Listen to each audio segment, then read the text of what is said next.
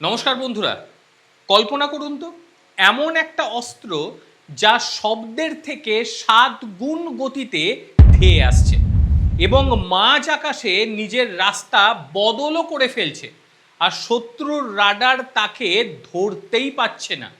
হ্যাঁ, ভারতের হাতে এবার আসতে চলেছে এমনই এক মহাপ্রলয়। এর নাম দেয়া হয়েছে শৌর্য এনজি, অর্থাৎ নেক্সট জেনারেশন, আপগ্রেড করা হয়েছে। আর আমরা আজ জানব কিভাবে ডিআরডিও, ভারতের ডিফেন্স রিসার্চ ডেভেলপমেন্ট অর্গানাইজেশন, তারা এই ক্ষেপণাস্ত্রটি তৈরি করলো।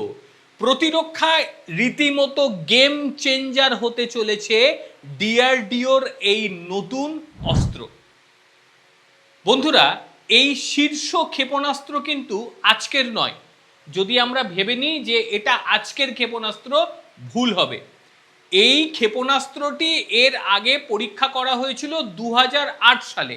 এটি মূলত ভারতের নৌবাহিনীর K-15 সাগরিকা মিসাইলের একটা স্থল সংস্করণ। এর পাল্লা শুনবেন, এর পাল্লা হচ্ছে 700 থেকে 1000 কিলোমিটার, আর এটার মধ্যে দিয়ে আপনি নিউক্লিয়ার বা পারমাণবিক ক্ষমতাও সংযুক্ত করতে পারবেন, অর্থাৎ এটা পরমাণু অস্ত্র বহনে পুরো মাত্রায় সক্ষম।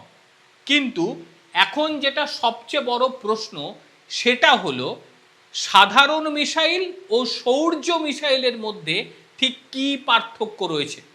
দেখুন, সাধারণ মিসাইল যখন আমরা ছুঁড়ি তখন ওই বল ছোড়ার মতন অবস্থা থাকে, মানে যখন কোনো কিছু ছোড়া হবে ওই বল ছোড়ার মতন গিয়ে পড়বে। এ কিন্তু কোনোভাবে এর গতিপথের পরিবর্তন করতে পারবে না। এটা হচ্ছে সাধারণ মিসাইল। এই মিসাইলগুলো কিন্তু মূলত এখন বর্তমান সময় ব্যবহার করছে ইরানরা, তাদের কাছে এই মিসাইল আছে। কিন্তু যেটা বিষয়, যে হঠাৎ করেই তার যে গতি সেটাকে বদলে ফেলতে পারে, বাড়াতে পারে।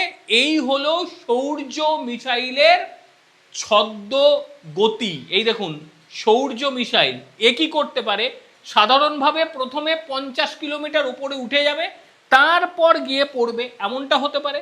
কিংবা হঠাৎ করে মাঝপথে রাস্তা পরিবর্তন করে একেবারে সাপের মতন এঁকে বেঁকে গিয়ে পড়বে, অথবা অল্প পথ গিয়ে এটা রাস্তা পরিবর্তন করে দেবে, অথবা জিগজ্যাগ একদম সাপের মতন গিয়ে এ তার যে নির্দিষ্ট লক্ষ্য সেখানে পড়বে। শত্রুপক্ষের কোনো রাডার এখনো পর্যন্ত একে ঘিরে ধরার মতো তৈরি হয়নি। গোটা পৃথিবীর কাছে এমন কোনো রাডার নেই যে একে ধরতে পারে। তার কারণ হচ্ছে এর গতি।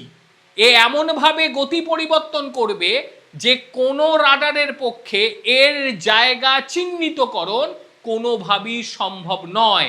আর এটা কে তৈরি করেছে? এটা তৈরি করেছে আমাদের ডিআরডিও, আমাদের ভারতের ডিআরডিও। বলতেও যথেষ্টই গর্ববোধ হয়। এবার আসি এর আসল জাদুর কথায়। শৌর্য এনজি অর্থাৎ নেক্সট জেনারেশন, এর গতি হলো ম্যাক 7, অর্থাৎ শব্দের থেকেও 7 গুণ গতিতে এ যাবে। মানে শব্দের গতির 7 গুণ বেশি গতি নিয়ে এ যেতে পারবে, অর্থাৎ সব মিলিয়ে 8500 কিলোমিটার গতি নিয়ে যাবে প্রতি ঘন্টায়। অর্থাৎ কোনো রাডারের পক্ষেই কিন্তু এটা ধরাই সম্ভব নয় যে কি হতে চলেছে। একবার চিন্তা করে দেখুন, যখন কোনো বস্তু এত গতিতে বাতাসের মধ্যে দিয়ে যায় তখন এর চারিপাশে একটা প্লাজমা তৈরি হয় প্রচণ্ড তাপে। এরকম যাচ্ছে, এই প্লাজমাটা তৈরি হয়েছে, আমি দেখাচ্ছি দেখুন, এই দেখুন, এই চারিপাশে একটা প্লাজমা তৈরি হয়েছে। কিন্তু এই প্লাজমা তৈরি হওয়ার ফলে বেশ কিছু ভালো জিনিস হয়, যেমন শত্রুর যে রাডার সিগন্যাল, সেই রাডার সিগন্যাল এখানে এসে কাজই করে না। আবার কিছু কিছু সমস্যা তৈরি হয় আমাদের ক্ষেত্রেও। আবার এখান থেকে কোনো কিছু যখন আমাদের সিগন্যালে দেবে, মানে আমাদের তো একটা জায়গায় বসে এগুলোকে নিয়ন্ত্রণ করছে, সেখানেও আসতে গিয়ে সমস্যা তৈরি করছে এইটার কারণে। তখন কি করলো, তখন উন্নততর টেকনোলজি নিয়ে এলো ডিআরডিও, তারা লাগিয়ে দিল মাল্টি মোড স্টিকার এবং ইনফ্রারেড প্রযুক্তি। এবার এর ফলে কি হলো, ধোঁয়া হোক, মেঘ হোক, যা হোক না কেন, এ তার নির্দিষ্ট লক্ষ্য বস্তুতে একেবারে নিখুঁতভাবে হানা দিয়ে দেবে, অর্থাৎ একে রোখা কার্যত অসম্ভব, কেউ রুখতে পারবে না। অর্থাৎ এটাকে নিয়ে যারা অনেক রকম কথা বলছে তাদেরকে একটা কথাই বলবো যে ভালো করে আগে গুগল করে নিন যে ভারতের সৌর্য সে ঠিক কি পারে। মানে যদি আপনি দেখেন প্রতি সেকেন্ডে এটা যাবে 2.5 কিলোমিটার, মানে চোখের পাতা ফেলার সঙ্গে সঙ্গে 2.5 কিলোমিটার দূরে এ পৌঁছে যাবে, এই হচ্ছে এর গতিবেগ। এবং সব থেকে মারাত্মক যেটা বিষয়, একেবারে শেষ মুহূর্তে এসে সে কি করবে, সে জিগজ্যাগ ভাবে হয়ে যেতে পারে, অর্থাৎ সাপের মতন যাবে, অর্থাৎ এর গতিপথও এ পরিবর্তন করে নিতে পারে। এবং এই গতিপথ পরিবর্তন করে নেওয়াটা বিজ্ঞানীদের বড় আবিষ্কার, যার ফলে যে কোনো ধরনের মিসাইল প্রতিরোধ ব্যবস্থা যে দেশের কাছেই থাকুক না কেন একে রোখা একেবারে অসম্ভব। এখনো পর্যন্ত যেটুকু খোঁজে পাওয়া যাচ্ছে তাতে এই ধরনের মিসাইল রোখার মতো এখনো পর্যন্ত পৃথিবীতে কিছু তৈরি হয়নি। অ্যান্টি মিসাইল সিস্টেম এখনো পর্যন্ত পৃথিবীতে এই ধরনের নেই যে একে রুখে দিতে পারবে। এটাই হচ্ছে সব থেকে বড় বিষয়। সৌর্য এনজি অর্থাৎ নেক্সট জেনারেশন ব্যবহার করা হয়েছে কোল্ড লঞ্চ প্রযুক্তি, অর্থাৎ প্রথমে একে একটা গ্যাসের চেম্বারের মতন ভরে দেওয়া হয় টিউবে, তারপরে এটাকে আকাশের দিকে ছুঁড়ে ফেলা হয় এবং আকাশের দিকে ছুঁড়ে যখন দেওয়া হয়, যখন ওপর থেকে নিচে নামে, ধরুন 50 কিলোমিটার ওপরে উঠলো, তারপর যখন সে নিচে নামবে তখন এ ইঞ্জিন চালু করবে এবং এতে লঞ্চারের যে গতি সেই গতি ভয়াবহ আকার নেয় এবং মাত্র 5 মিনিটের মধ্যে এটিকে উৎক্ষেপণ করা সম্ভব। এটা সব থেকে ভালো বিষয়, মাত্র 5 মিনিট সময় লাগবে, তার মধ্যেই এটাকে সব কিছু রেডি করে দিয়ে এটাকে উৎক্ষেপণ করে নেওয়া যাবে। এবং আরেকটা বড় বিষয় হচ্ছে প্রায় 10 থেকে 15 বছর কোনো রকম রক্ষণাবেক্ষণ লাগবেই না, মানে এ যুদ্ধের জন্য প্রস্তুত থাকবে, মানে 15 বছর ধরে এটিকে আপনি রেখে দিতে পারবেন, 15 বছর ধরে এর কোনো রক্ষণাবেক্ষণের প্রয়োজনই পড়বে না। হঠাৎ করে আপনার মনে হলো যে আজকে আমাকে এটা ফায়ার করতে হবে, আপনি ফায়ার করে দিতে পারবেন, রেডি টু মুভ। এইভাবেই কিন্তু এটা তৈরি করা হয়েছে। তাহলে বোঝা যাচ্ছে তো যে ভারতের এই যে সৌর্য, এই সৌর্যকে রোখা এত সম্ভব নয়।